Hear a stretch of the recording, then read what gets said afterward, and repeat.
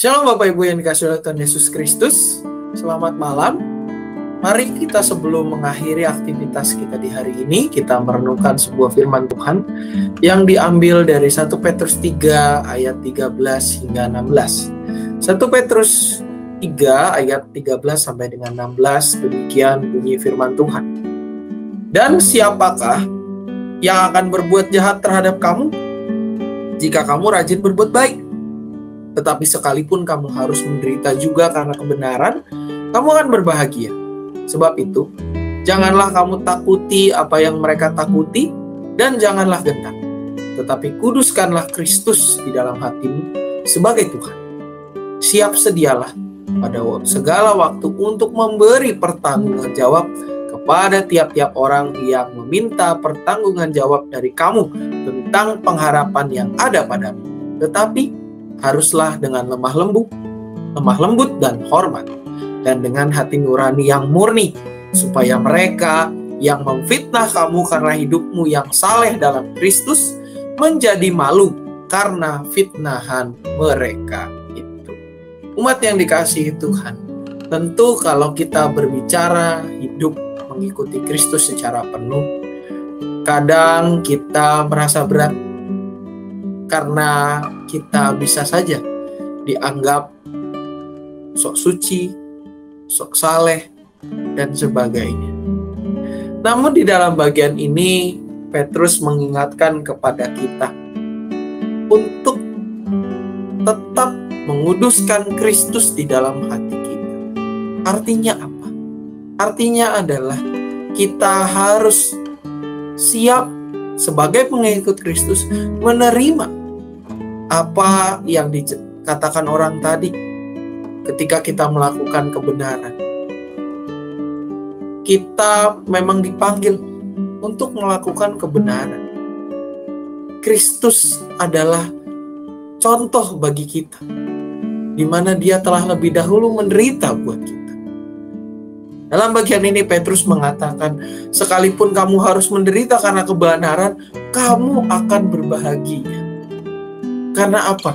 Karena kita tahu, walaupun kita dicap oleh orang sok suci, sok saleh karena kita melakukan dan menghidupi pengajaran Kristus, tetapi telah tersedia pengharapan yang berasal daripada Kristus, yaitu keselamatan kita, di mana Kristus telah mencontohkan hidupnya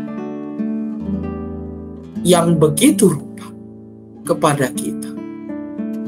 Di dalam bagian ini, Petrus mengingatkan supaya kita tetap melakukan pekerjaan-pekerjaan baik, tetap kita berbuat baik, walaupun kita dicap orang-orang yang sok saleh, tetapi kita harus tetap melakukan perbuatan baik. Kita juga harus tetap siap sedia untuk memberi pertanggungan jawab.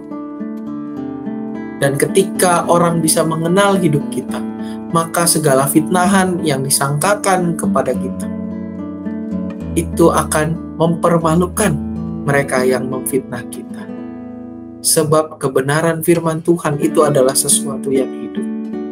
Ketika kita berani menghidupi kebenaran Kristus dengan tidak gentar, dengan tidak takut, dengan tetap mengedepankan perbuatan-perbuatan yang baik untuk melayani Tuhan, maka kita akan dimampukan untuk menghadapi kerasnya hidup, menghadapi sulitnya hidup untuk mengikuti jalan Tuhan.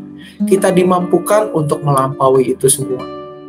Jika ada orang yang memfitnah kita, maka mereka akan dipermalukan, sebab hidup kita benar-benar berlandaskan kepada kebenaran firman di dalam Tuhan Yesus Kristus. Pertanyaan untuk kita renungkan, Bapak Ibu, sudahkah hidup kita, keseharian kita, aktivitas kita benar-benar mencerminkan firman Tuhan? Apakah kita di dalam keseharian justru takut mencerminkan diri kita sebagai pengikut Kristus? dengan kita mengalah terhadap tuntutan-tuntutan, mengalah terhadap hal-hal di sekitar kita, atau sudahkah kita menjadi berani karena kita mengingat bahwa kita diutus ke dalam dunia untuk menjadi murid-murid Kristus yang mencontohkan kebenaran-kebenaran firman di dalam hidup kita.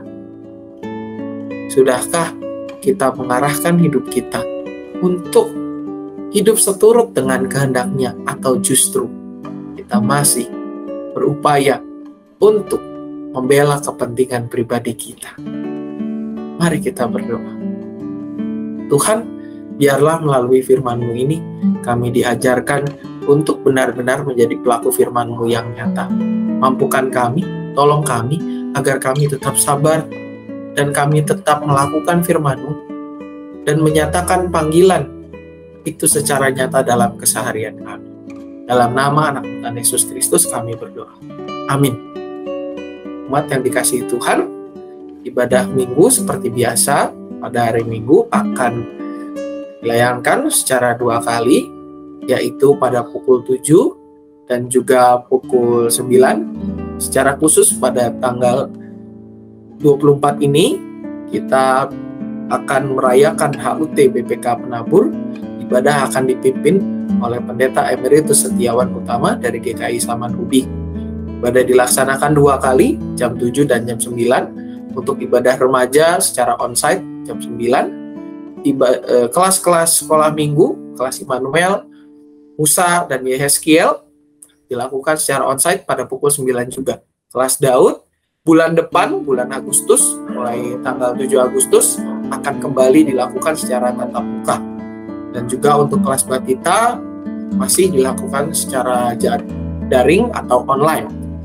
Juga Bapak Ibu mengingatkan pada tanggal 24, untuk para anak-anak SMA, PAK SMA, diadakan pertemuan pada jam 10 setelah KU2.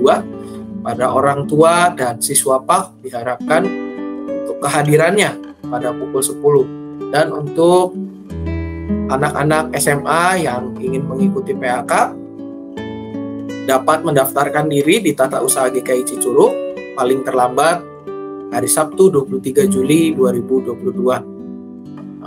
Pendaftaran ini digunakan untuk mendata nama-nama dan juga melihat kelas 1, pembagian kelas 1, kelas 2, dan kelas 3 SMA.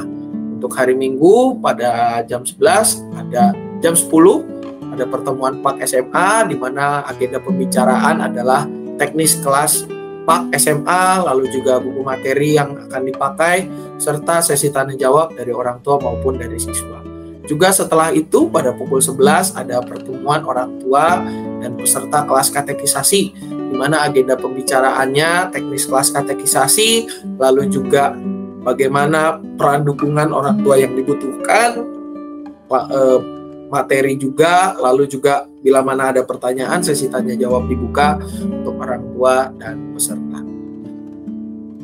Juga Bapak Ibu jangan lupa lomba tumpeng yang akan dilakukan pada tanggal 31 mendatang dalam rangka HUT GKI Cicurug. Mari semua kita berpartisipasi setiap wilayah, dari wilayah 1 sampai dengan wilayah 6. Diharapkan partisipasi di dalam lomba tumpeng ini yang akan dilakukan pada tanggal 31 Juli mendatang, mulai pukul 9 untuk penataan tumpeng, dan penjuriannya sekitar pukul setengah 10 sampai jam 10. Mari kita semua berpartisipasi memeriahkan kegiatan ini.